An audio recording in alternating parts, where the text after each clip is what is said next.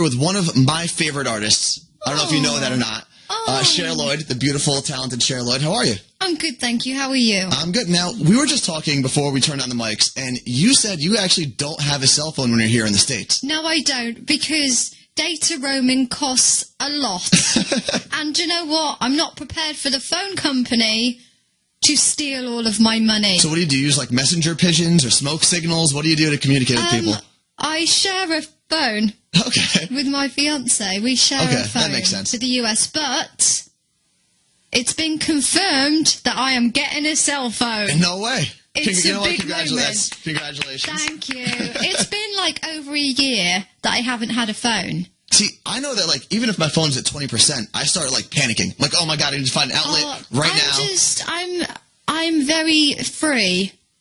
Okay. I feel like if you don't have the people with you that you need to talk to...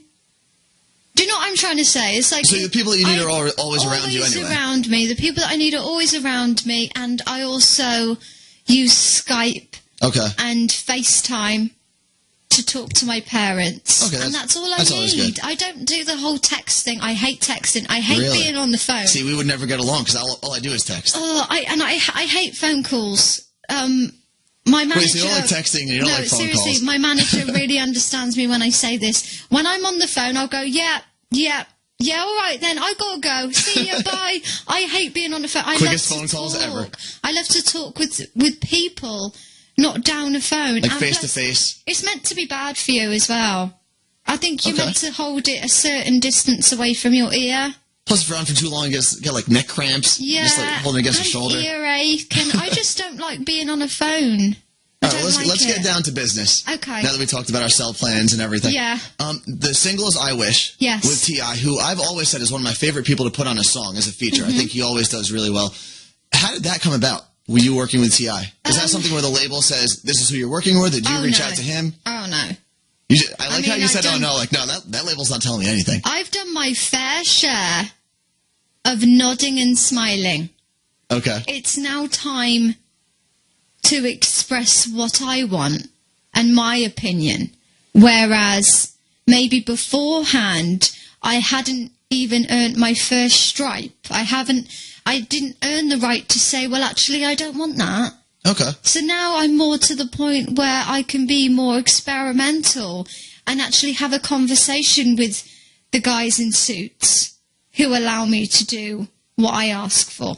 So do you think you're finally getting the chance to kind of shine in your own light and make your own decisions? Yeah, I really am. And I feel like I am being taken a lot more seriously because I feel like I've been educated a lot more into exactly what I'm trying to achieve. And it's taken me a while. It really has. And I was kind of dumb to it before. Okay. Yeah. That's awesome that you're able to kind of grow into yourself as you make your way in the industry. I honestly think, as an artist, and I'm just speaking for me right now, I don't think we ever learn enough. I mean, I'm gonna keep on learning. You know, I'm gonna pick up things every single day. You know, today, for example, I picked up on a few things and made a mental note to myself, maybe to, you know, just different things that I need to be better at. Okay. Can you give us, like, one of those things? You don't have to. I think I need to be better at just being very open. Okay. And not worrying too much about what every single person thinks about me.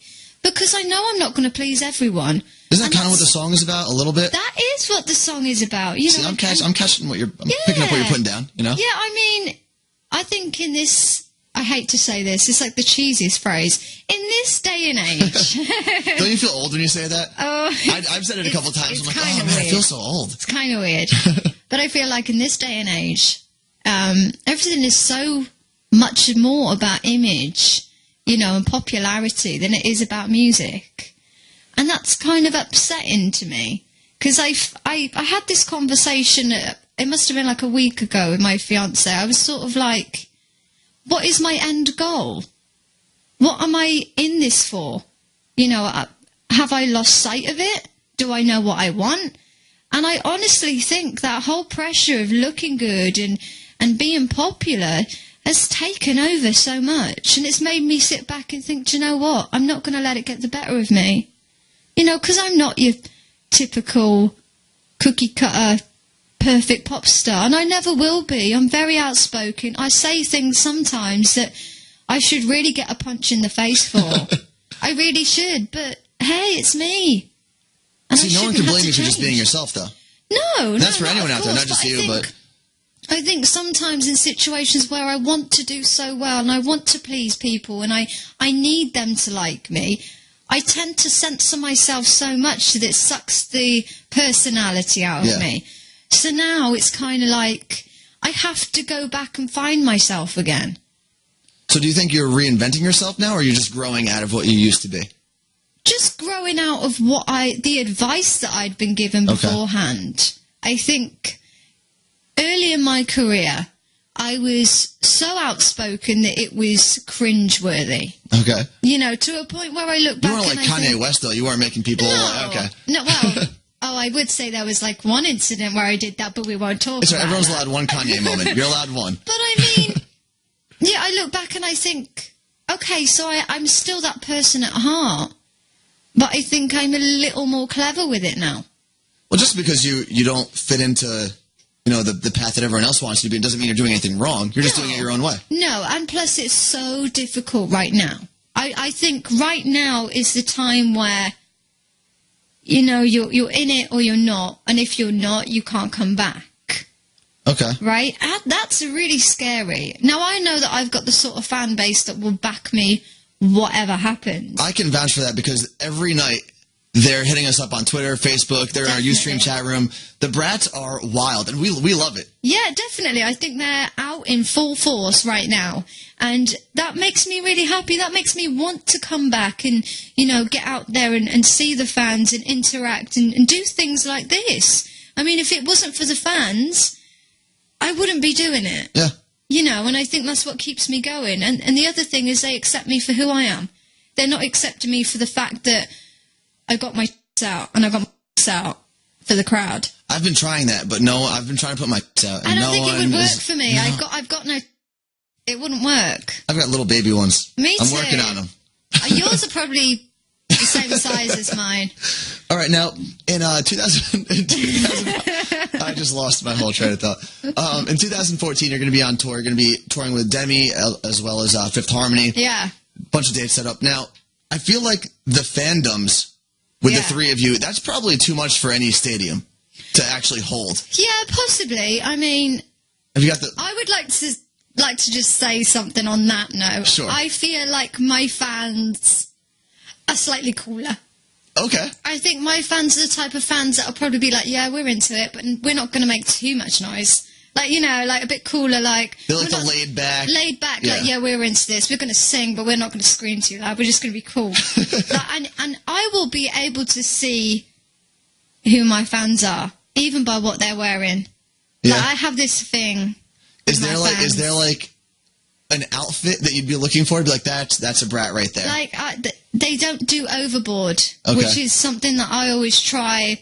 And you know, the advice that I try and give to them, like, don't try too hard. Try to be cool about it. And that's how I always know if they're my fan or not. Okay. Now, well, since we're talking about the brats, what we did was we went on Facebook, we went on Twitter, and I even went into our Ustream chat room, and I asked all the brats to give us questions for you. Yeah. So you ready for some questions from your fans? Definitely. All right.